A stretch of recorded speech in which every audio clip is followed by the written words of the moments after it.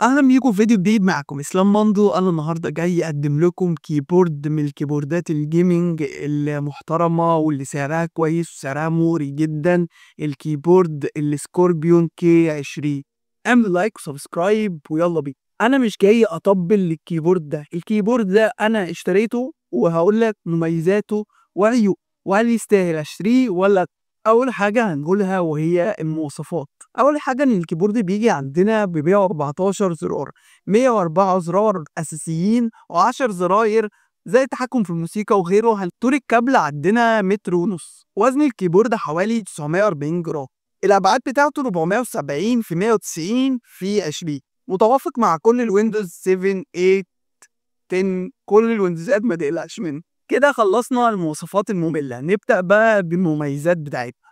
عندنا إضاءة في الكيبورد RGB 7 ألوان، وكمان في 4 أوضاع من الإضاءة دي، يعني تقدر تغير أوضاع الإضاءة في الكيبورد. تاني ميزة عندنا وإن هو فيه 10 زراير زيادة، تقدر تقلل منهم الصوت، تعلي الصوت، تتحكم في الفيديوهات، حاجات كتير جدا. وانا من الشخصيات اللي بتحب الزراير الزياده ديت، لان انا ببقى جوه الجيمز بحتاج مثلا زرار يوقف الموسيقى، الزرار يعلي الموسيقى، الزرار يوطي الموسيقى، فجوه الجيمز فالزراير ديت مهمه جدا. اما بقى تالت ميزه عندنا وهي الانتي جوستنج 26 مفتاح، يعني وانت بتلعب وبتتك على زراير، مجموعه زراير مع بعض، ما تقلقش مفيش زرار هيعارض زرار تاني ان هو يضغط عليه. انتي جوستنج حاجه محترمه جدا للناس الجيمنج اللي بتلعب بسرعه.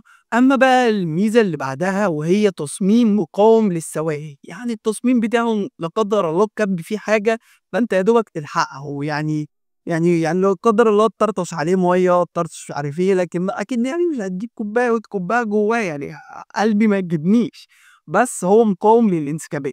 اخر ميزه معانا وهو سعره منافس بالنسبه للكيبوردات اللي وصلت 1200 و1000 ونص و3000 وارقام خزعبليه.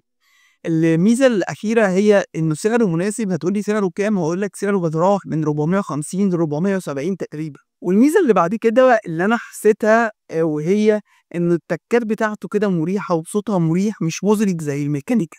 اثناء اختياري للكيبورد دوت حبيت ان انا اختار صوت كيبورد حتى لو سهرت وانا بلعب ما يبقاش صوته عالي شبه الميكانيكا، وفي نفس الوقت في زراير كتير اقدر اتحكم في حاجات كتير، وانا كمان بمنتج عليه هيبقى احسن في تشغيل او توقف الفيديوهات او كده من الزراير الزياده الموجوده فيه. تعال بقى نتكلم عن عيوب الكيبورد. اول عيب معانا ان الاضاءه RGB اللي فيه ضعيف. تاني عيب معانا وان الزراير عاديه ولا ميكانيكال ولا هاف ميكانيكال.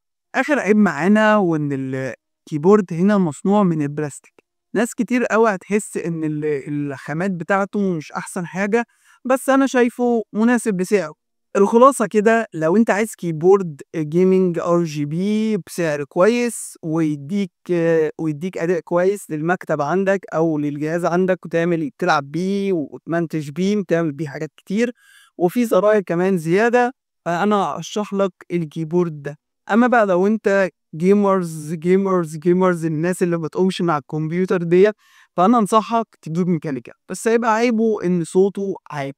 الميكانيكال تحفة جدا واستجابته أسرع من الكيبورد ده طبعا، بس استجابة إيه يا جماعة؟ حاجة كسور من الثواني، يعني في فيستو ثانية بقى، دي محدش هيحس بيها غير الجيمرز اللي هم جوه قوي دول.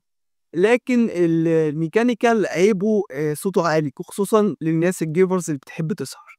انا كده وصلت لنهاية الفيديو. كده انت شفت المميزات والعيوب وانت بتقدر تختار دلوقتي لك اي كيبوردات تانية بسعر معين او سعر انت عايزه. يا ريت تقولي في كومنت تحت. وبكده وصلنا لنهاية الفيديو.